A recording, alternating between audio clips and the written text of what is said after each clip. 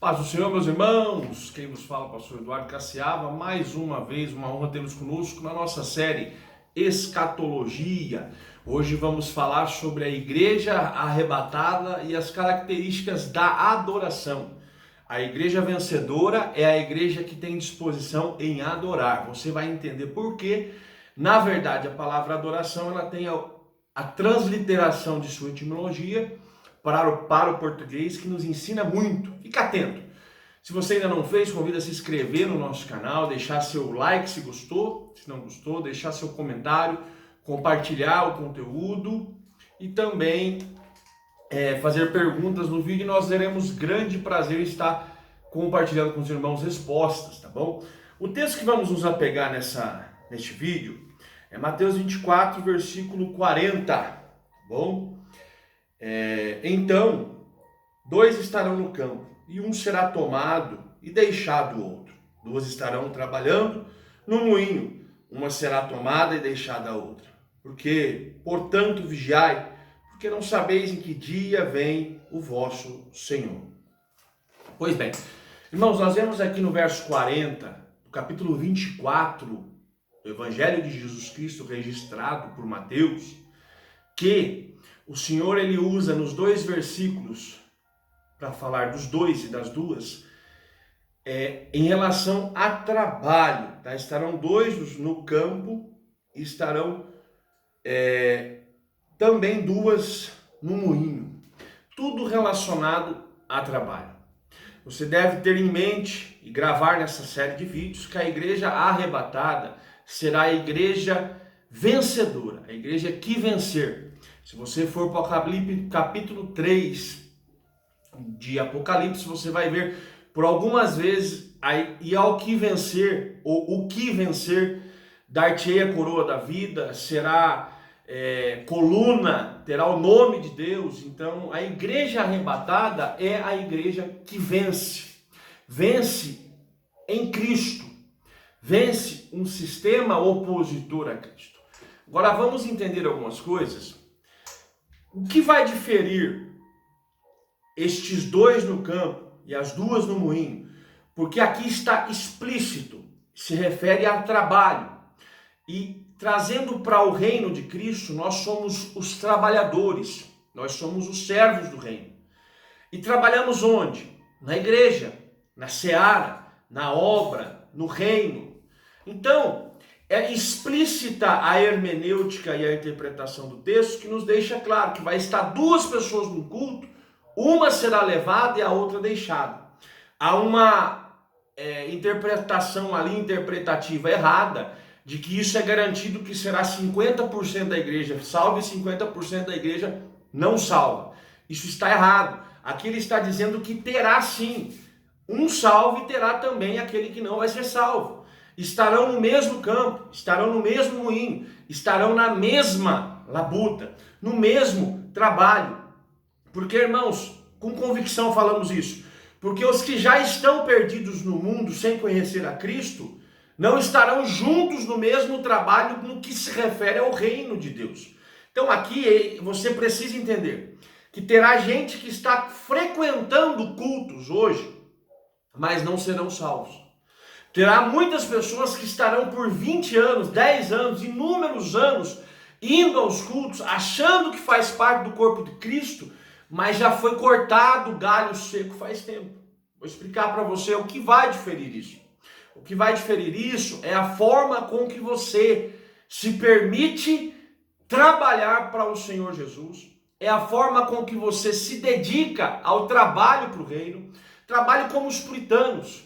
Os puritanos, se fosse cortar cabelo, se o camarada fosse um barbeiro, ele cortava o cabelo e aparava a barba de seu cliente como se estivesse cortando o cabelo e aparando a barba do próprio Senhor Jesus Cristo. Um puritano, se for expor a Bíblia, ele expõe a Bíblia como se estivesse expondo para o Senhor Jesus ouvir. Um puritano, se toca um violão, ele toca o violão como se fosse para Jesus ouvir. E qual o propósito de nós, mediante perante Cristo, é fazer para Ele? Porque Romanos 11:36, porque dele, para Ele, por meio dele, para Ele são todas as coisas. Então a forma com que fazemos é o que vai diferir isso. Aí devemos contextualizar e amarrar o texto de João 4:23.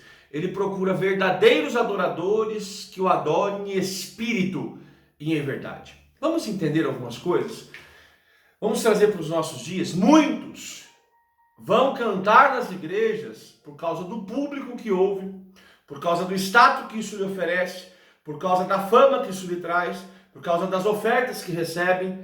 Muitos vão pregar também por isso.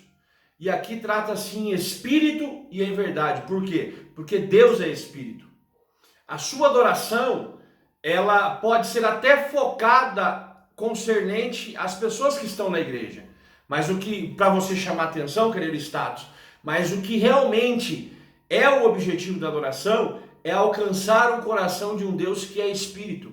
Ele não é um Deus físico, ele não é um ser palpável, não, é em espírito. Então a sua adoração não se preocupe com quem está na sua frente, atrás de você, de um lado ou do outro. Se você está quebrando protocolos humanos para adorar, simplesmente adore.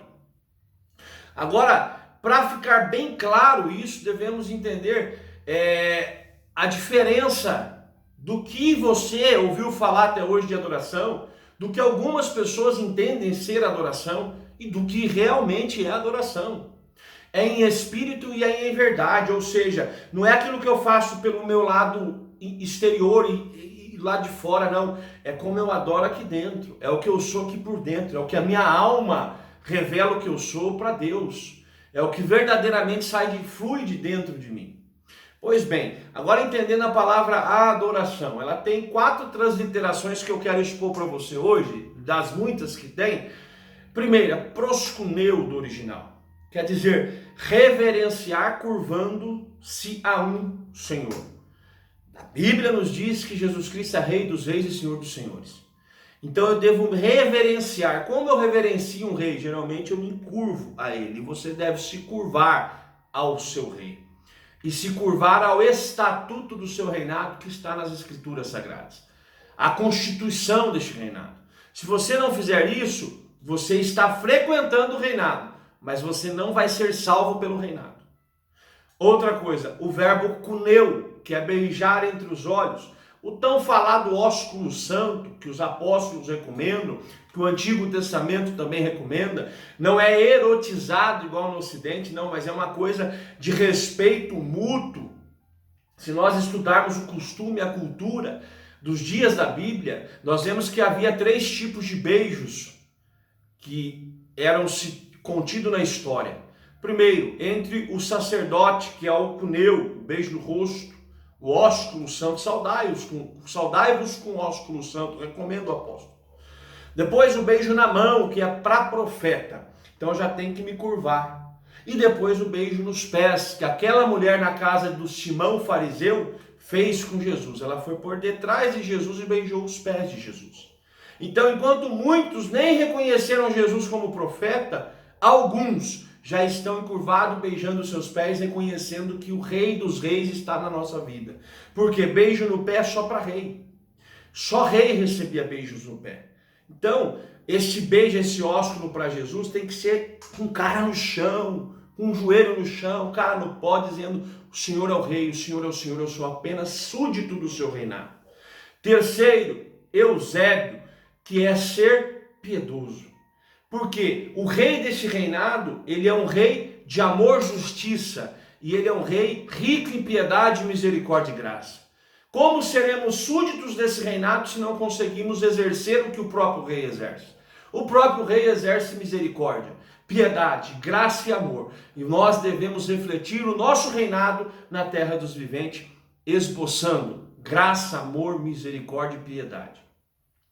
Quarto é latrel, que quer dizer adorar a um ser divino com ritos e cultos religiosos.